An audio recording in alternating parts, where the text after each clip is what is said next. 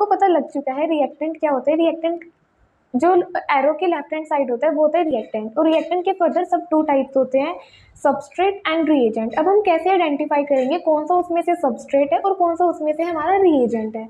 तो आइए हम चलो आइडेंटिफाई करते हैं हमारा कौन सा सबस्ट्रेट है कौन सा रिएजेंट है। एक हमारे पास, अगर हमारे पास 3 केस होंगे इसके अंदर, अगर हमारे पास एक ऑर्गेनिक स्पीसीज होती है, ऑर्गेनिक स्पीसीज का मतलब होता है जो कार्बन हाइड्रोजन ऑक्सीजन जिसमें होती है, और एक हमारी स्पीसीज हो अगर इनऑर्गेनिक स्पीसीज, एक ऑर्गेनिक एक inorganic. Inorganic species carbon hydrogen oxygen को कंसीडर नहीं करती है।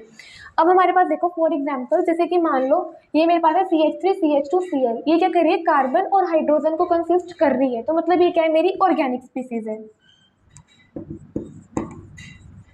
जो मेरा FeCl3 Ag पॉजिटिव और AlCl3 है, ये कार्बन हाइड्रोजन ऑक्सीजन इनमें से किसी को भी कंसिस्ट नहीं करती है, तो इसका मतलब ये मेरी कौन सी स्पीसीज है, इनऑर्गेनिक स्पीसीज। जो हमारी ऑर्गेनिक स्पीसीज है वो कैसे एक्ट करती है एज अ सबस्ट्रेट, और जो मेरी इनऑर्गेनिक स्पीसीज है वो कैसे एक्ट करती है as a reagent.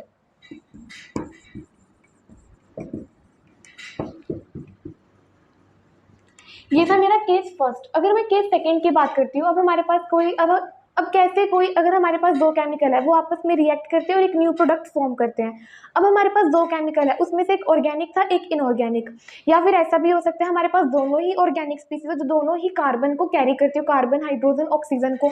For example मान के चलो मेरे पास एक ये स्पीसीज है, एक मेरे पास ये स्पीसीज है, दोनों ही क्या है मेरी ऑर्गेनिक स्पीसीज हैं। अब ऑर्गेनिक स्पीसीज है क्योंकि ये भी कार्बन ऑक्सीजन हाइड्रोजन को कंसिस्ट करती है, ये भी कार्बन हाइड्रोजन ऑक्सीजन को कंसिस्ट करती है। अब इसमें से हम कैसे आइडेंटिफाई करेंगे कौन सा सबस्ट्रेट है कौन सा रिएजेंट है। रिएजेंट वो होगा जिसके ऊपर क्या होगा, चार्ज होगा, पॉजिटिव हो या फिर नेगेटिव हो। ठीक है, ये क्या है मेरा रिएजेंट, मतलब ये अटैक करेगा इस सबस्ट्रेट पे। ये हो गया मेरा केस सेकंड। और केस थर्ड में क्या होगा, अगर हमारे पास दोनों ही इनऑर्गेनिक स्पीसीज होगी तो रिएक्शन पॉसिबल ही नहीं है। Thank you.